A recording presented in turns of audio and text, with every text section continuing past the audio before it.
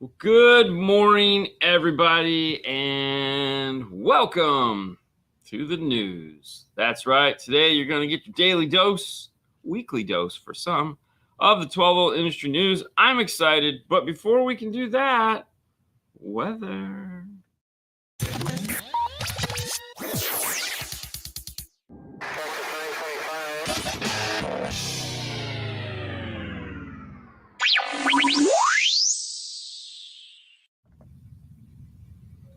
Weatherman Fernando, what do we have? Right now, it's at 81. Really? The high is going to be 91, and the low is going to be 77. It's not going to rain today, but... Really? Yes. Okay. Yeah. But if you go, it says right here, if you go to DNF tool drawer... I mean, it's right there. Exactly. And type hot, the code, you would save $25. Yeah, I picked that one obviously because it's been so hot. It's hot. And it's summertime, so and it's a hot beat. It's summer. Typing like keywords, like summer is. I was like, that's too many letters. Summer. Yeah, hot. It's just summer. Let's just sum it up. Before we get into the weather and we talk to all you guys, I'd like to give a solemn sorrow tone. Call it what you will. Good friend of the show, good friend of the industry at large. The extraordinary Robert Van Hoyt, unfortunately, yesterday lost his battle with cancer, and we lost him. He will be sorely missed. He would come in almost every show and tell us what the weather is, wherever he was at in the country, driving around, having a good time. He will be sorely missed. For those of you that were friends with him, my heart goes out to you. For those of you that are just shocked this morning by the information, yeah, it's a terrible thing. But that's where we're at. RVH, you will be missed. Our condolences to their family. So yeah, off to the stereo in the sky, big stereo in the sky. But yeah, sad day for sure. Anyways, on a more happy note, moving on, let's check out Springfield, Massachusetts. Checking in, Dave, 67 with a high of 80. That sounds good. Pizza Dave, Vermont. Good morning from Central Vermont. 65 with lots of sun and a high of 87. A lot of pepperoni. Morning, gents. Northern Indiana checking in. 66 with a high of 80. Good morning. Wow. 48 and clear with a high of 72 in the Pacific Northwest. It almost seems like the temperatures are slightly...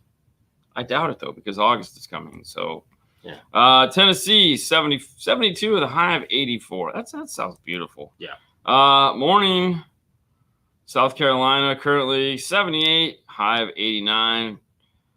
Typical horrible humidity in the after. Yeah. I mean, hey, it's summer. It does what it does. Could be snowing. 73 and cloudy in North Carolina with a high of 84. Morning, gents. Good morning. Mike checking in, 75. Cloudy. Lots of clouds in East Knoxville. Boise, Idaho, Rick checking in at 56. Very smoky. Oh, yeah. I don't know if they got a forest fire going on. But I'd have to watch the news to be up on that stuff. And, this is about as newsed out as I can get. 81 in the PR. Puerto Rico. Heard last night. Yeah, it was a terrible thing. Yeah. Rest in peace. Condolences. Dang. Definitely. Okay. No idea? Okay. Yes. You guys are doing great. Definitely a shock. Had no idea. Rest in peace. Condolences. 73. Weber fans, 73 high, Fort Worth, Texas. Dude, I still can't get over the amount of damage that the hurricane did to the glass windows in Texas. Like, dude, they're going to be repairing those forever. Texas has been having like crazy weather in the past few years, like with Yeah. everything frozen Yeah. and hurricanes and heat and things like that. It's I laugh because I think, because if I was a conspiracy theory or just those people, I know what they would say. Oh, that's because God doesn't like Texas anymore. God doesn't God, like God Texas. doesn't like God doesn't like Texas anymore. It's a joke. It's a joke. I mean, I feel bad for but I feel it comes in waves. Like every now and then, a state just gets picked on for a while. If I was a conspiracy guy, I would say that's the government doing it. Oh yeah, it's the the government It's the doing it. laser beams coming down. Oh, they for just sure. put a huge lie on top of Texas. Yeah, so they can go warm. Yeah. Rest in peace, RVH. Yes. 80 with the high of 110 in Phoenix. Ooh, I know. Might be going out there in end of September. Might.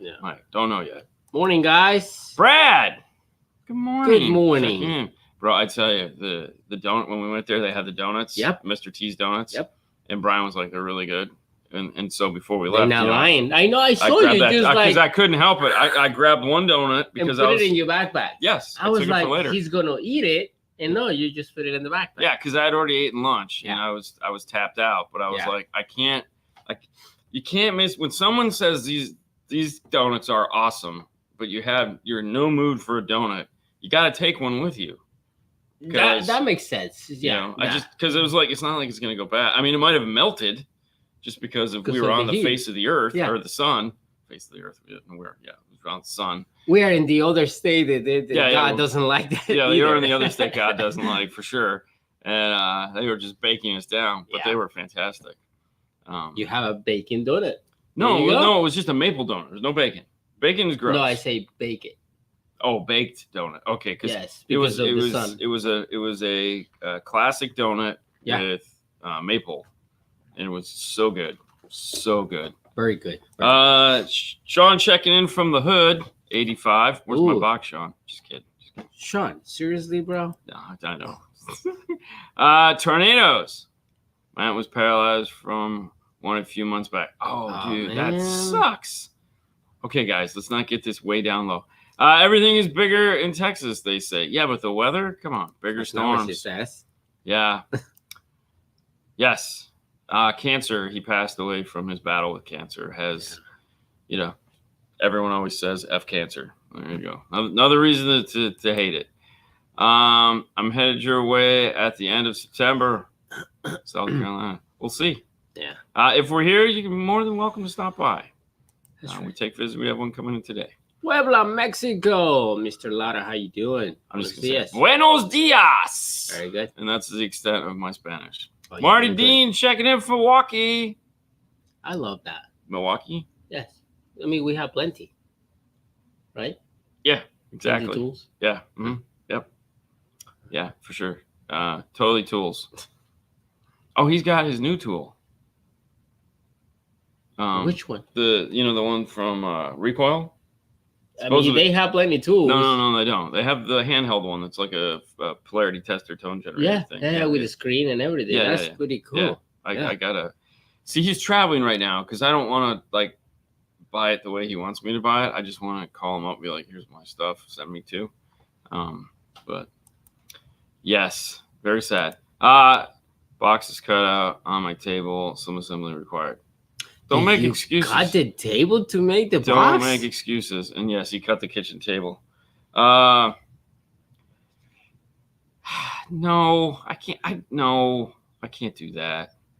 I hate bandwagon stuff, man. It's just not my thing. Yes, MST1. I want to get. I think it's really cool. I want to get. It's a tool, so I'm going to buy it. Yeah, no. As Jeff said, as Jeff said the other day, when I pulled out the Behringer thing, I go, "You mean one of these?" He goes, "Of course you have one." And I was like, "I don't know why, but I have one." Yeah. So, he will be missed for sure. There's no question about it. I mean, Van Hoyt. I mean, back in the day when we used to go Van Hoyt at the in the show, that was. I mean, we were doing that over there. Yeah.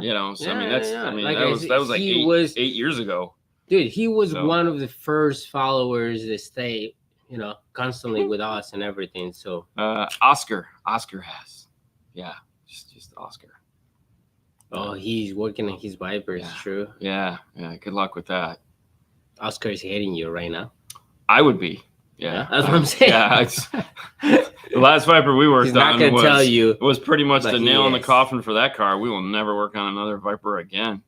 I had to use more double-sided tape to put that You car love back it. together. You love Dude, it, that car bro. just fell apart in our And now hands. with all these tools that you have, laser and things, oh, dude. Am I gonna laser a new car or 3D print the whole new top of the door panel because Yeah. the Dodge doesn't know how to make Whoa. Jesus. So Whoa. Slow down, bro. Dodge is choking me right now. It's doing the Darth Vader Sith move. Morning, dude. Oh, dude, the best picture was when we took Good over morning. there at Disney, and Haley just like staring at him. Oh, I have all those pictures. Yeah. And she sent me those pictures. I still have all of them from the trip though. Hello from Sydney, Australia. That was one of those things I got halfway done. So like I got all the I did the safe thing. I have all the photos. And then I put Dropbox on my computer, and I just have to move everything over. So hey, let me know. He let me know every day. I just kept apologizing and promising him dinner and drinks. Yeah. It's a lot of drinks.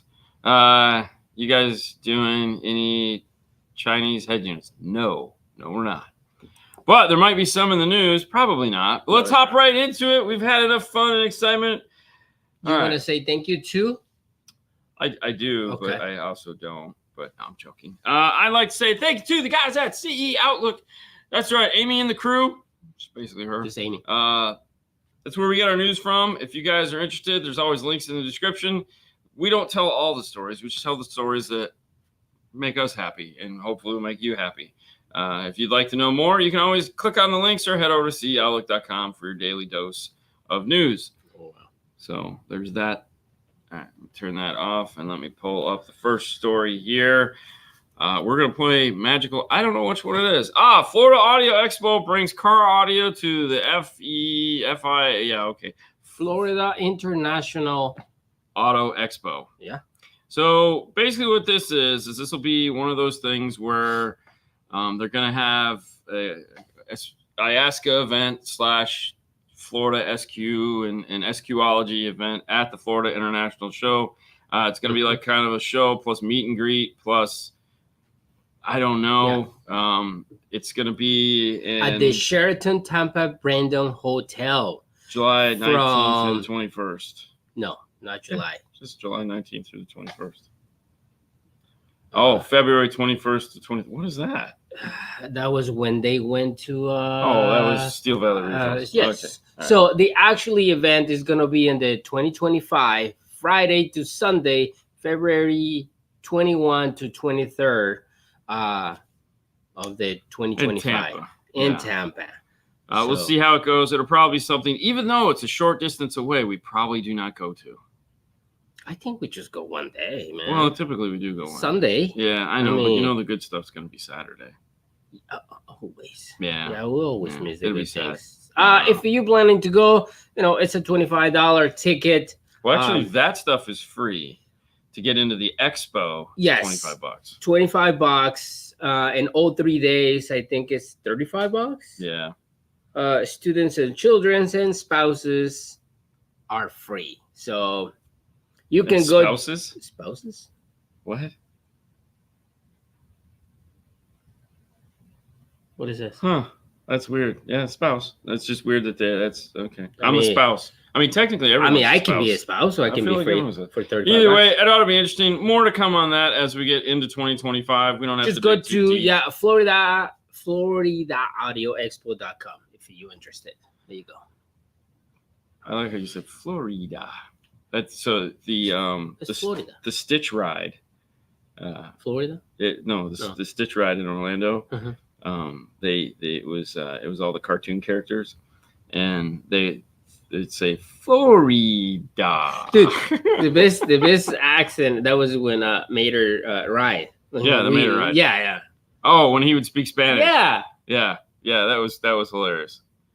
Buenos dias. Yeah. Shipping costs rise.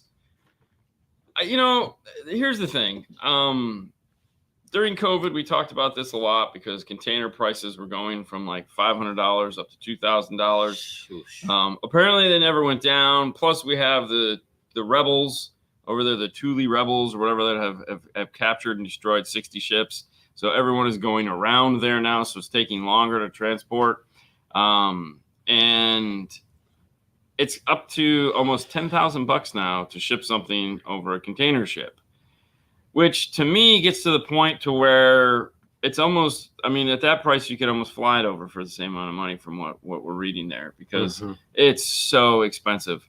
I don't know. This is just a state of the world that makes absolutely no sense to me. We have rebels that are like put hired gunmen on the ship. I mean, there has to be a simple solution that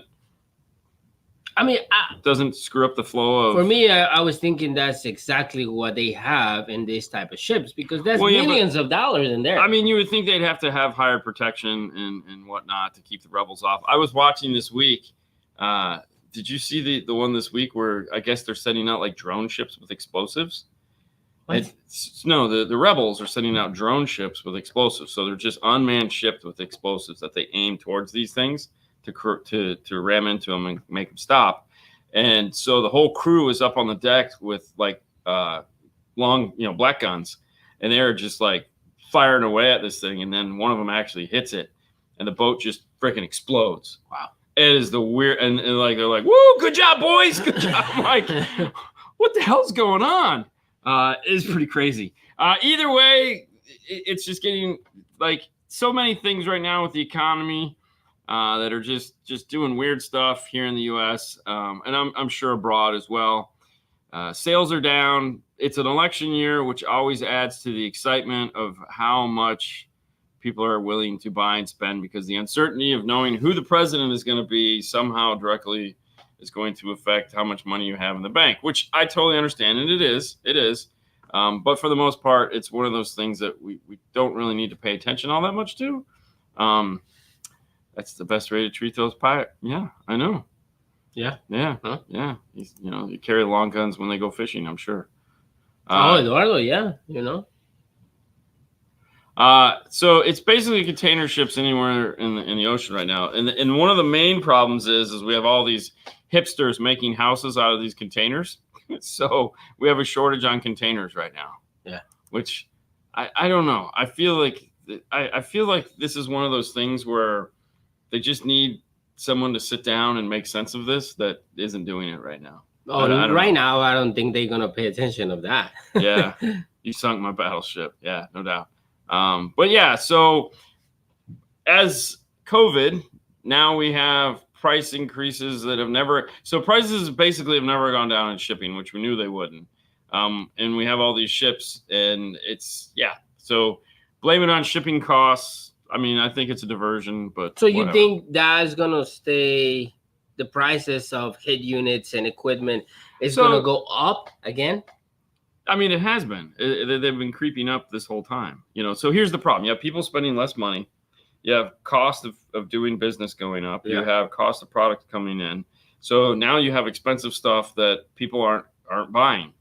So yeah, even though we're not in a recession technically, because of the radio guys tell us that we're not, I feel that something's got to give here. Something's got to give. Now, according to the magic that is in the crystal ball, once November rolls around and we get a new president announced, because now we know there's a new president coming here in the U.S. It's no longer going to be the same old guy. It could be the same old guy's partner that no one here in the U.S. has any idea who she is, because they've kept her in the dark for the last 3.5 years. I saw one of those containers, probably. Yeah, she might have been living in one of those containers. I mean, I saw a picture the other day, and I go, "Who's this?" Oh, I didn't know. I almost thought it was Barack Obama's wife. Oh, really? Yeah, because listen, I don't read the news. Yeah. I have never seen this person. Yeah. They've locked her away in a cave. Yeah. And now they let her go. Now they want her to be president. So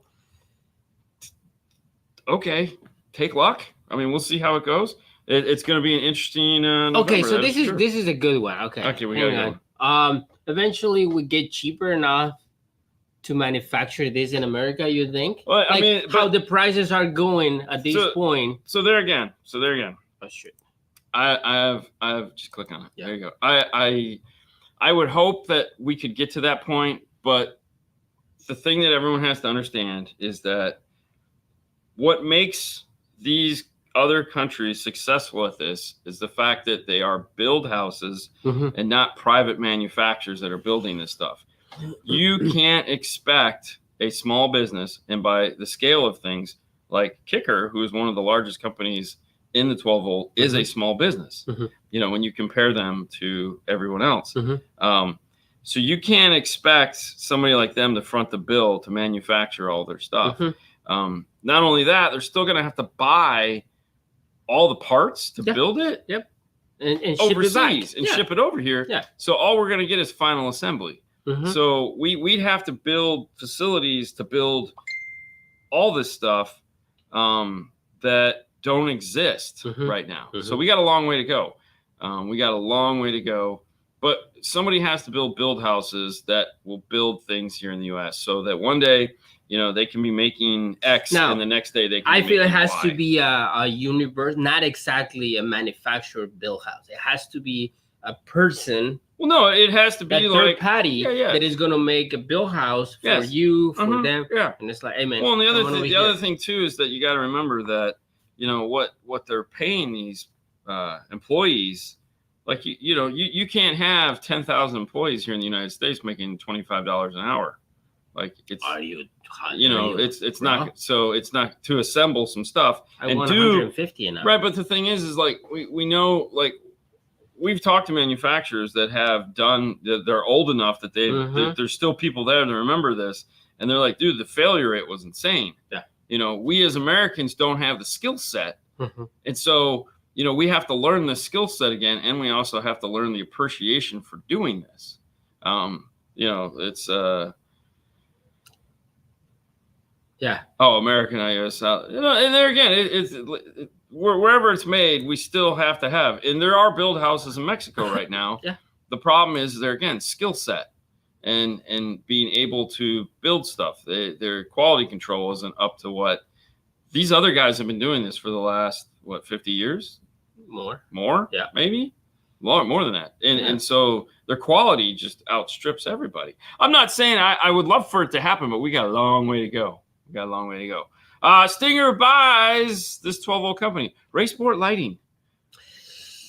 Like, I was kind of shocked. I didn't know this. There was a light in the end of the tunnel. There was a light at the end of the tunnel. You see that? And it was very strange. I did not see this one coming at all.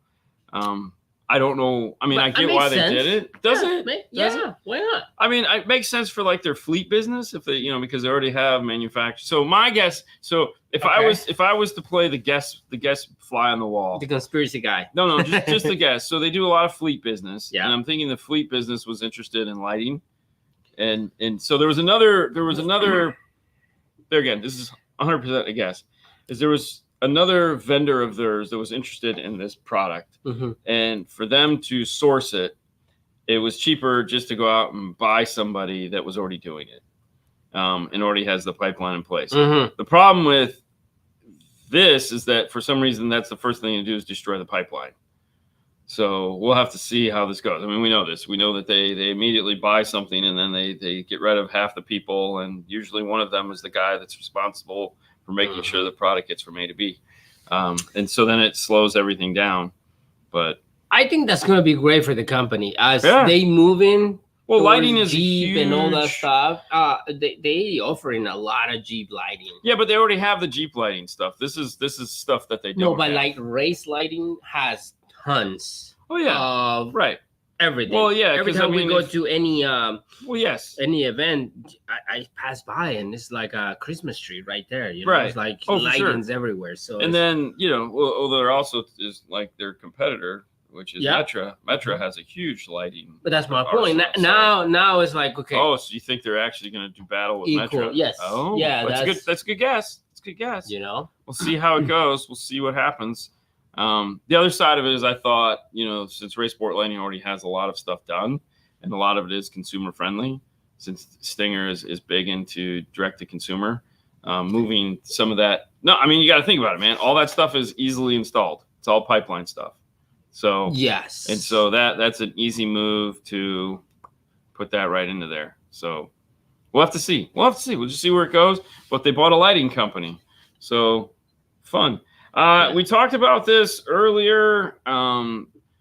First 12-volt Hall of Fame inductees. I don't know where we talked about it, but the MEA, which is Knowledge Fest, has decided to have a Hall of Fame, and they've published a list of recipients this year for the Hall of Fame. So obviously the top is Jim Fosgate, Larry Frederick. I don't know Reese. I know Lloyd. And that's where it ends for me. I don't know the name. I don't know the rest of these people.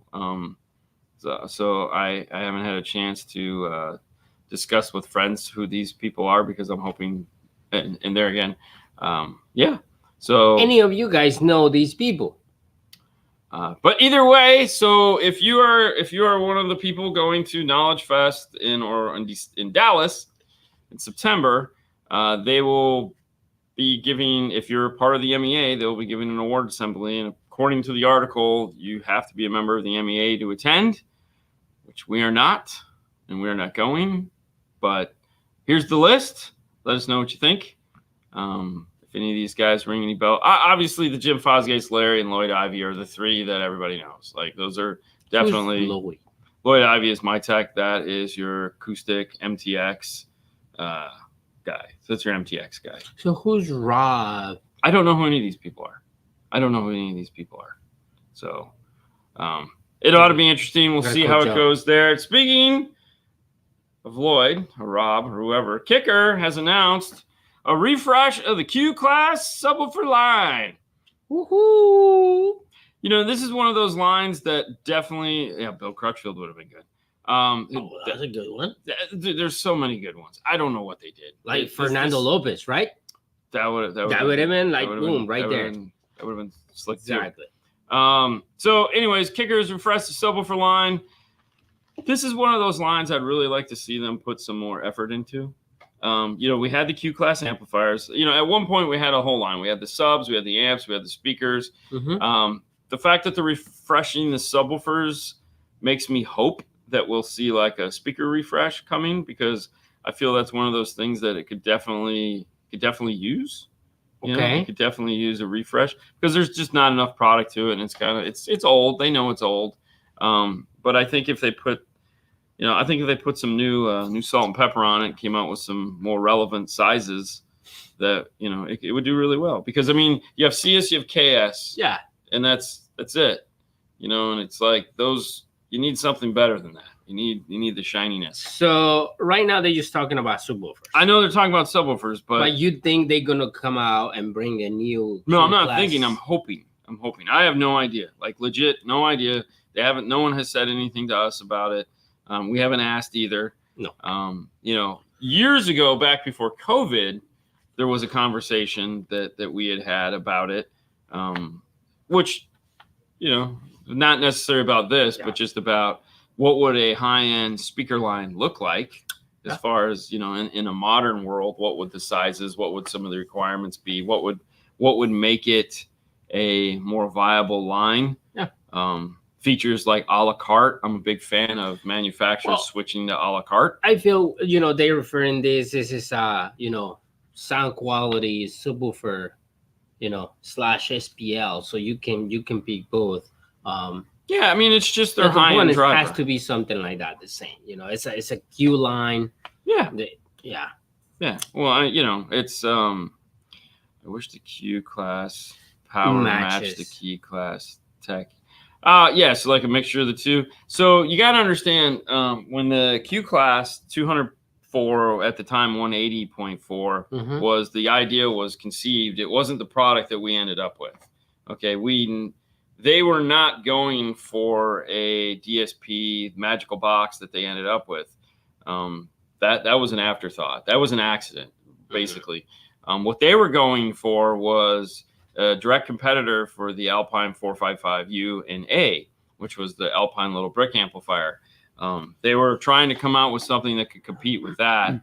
and they ended up with the key, with the DSP and all the magic that it has. Basically, just forgetting what the original idea was and going, yeah, this is it. You also have to remember that the Q class amplifiers didn't sell all that well until the very end, when some people started talking about them, and then the things were flying off the shelf. But at that point, Kicker was very aware that these amplifiers were not going to function in a modern vehicle just the way they were designed, and they were going to have to spend a ton of money redesigning these amplifiers. In the budget, at the higher ups, the older gentlemen that were there, that were like, dude, we sold none of these. Why would we want to reinvest into this? So thankfully the key did come out, because that allowed us to get DSP back into the line, because they were done with it. So I don't know if we'll ever see another Q class amplifier like that will do anything. That would be cool. I don't know. I mean, right now Kicker has three lines of amplifiers. We have the new Warhorse, we have the CS/DX, and we have Key. So we know there's more, but that's not for today's news. Speaking of today's news, no one needs 48 bands of EQ. Just use parametric. Yeah, I don't agree with that. I mean, no one needs that, but everybody needs that. I just need one. One band? That's true. One band. No. Listen, I'm not going to turn away bands on an EQ, because you never know what you're going to need them for. And if the smarter the DSP, like, when you look at like an Arc Audio DSP, it has, 32 plus 7, right? Or plus 10 or whatever it is. And it's like, you go, why would you need that? And you go, why would you need extra EQ? And then you're done adjusting it, and you're like, man, I really wish I could go in and do this one thing. But I've parametrically moved things all over the place. And now it's like, oh, wait, I can just go over here and I can add a shelf, a notch, or any. Well, you don't know you need it until you need it. Right. Or you play with it, then you're like, wow. And the secret to a DSP is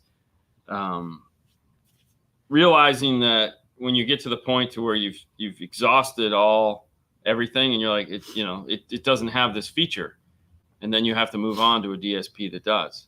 Not knowing that feature makes sense until you need it is really the problem with most DSP. Is until you realize, like, when we had the Goofy come in the other day, and he was like, man, I really wish I could do this thing. And I walked him over the laptop and I said, this? He goes, oh shit, that's a thing? I'm like, yeah, you just need to move from that DSP to another DSP. Not necessarily this one, but this one does have it. Something that has, And 48 bands of parametric all day long, Dougie Fresh. You know it, right? You can never have enough bands. Never. You could never have enough EQ. You got input EQ, you got main EQ, you got extra EQ, you got after the fact EQ. I want basic EQ. I want all the EQs, expert EQ. No, screw expert. It's all expert. No, we're gonna do. No, I want fine. I want someone to just call it final EQ. So it's like you've done all this stuff, and now it's like, that's the cool thing about having an aftermarket radio. Because when you have a DSP and you set it all up and you get it all done, and then people are, go ahead, use it. It's your final EQ. Because not every song is going to sound great. So now you can make your rock preset, your talk preset. All right, how many EQs we have technically? What do you mean? Like input EQ. Input EQ, main EQ, and that's different depending on the manufacturer. What is the and then EQ? Final EQ? The final, global, whatever. Well, technically, main EQ is typically global depending on the manufacturer. Most EQs have one EQ. I want Spanish EQ.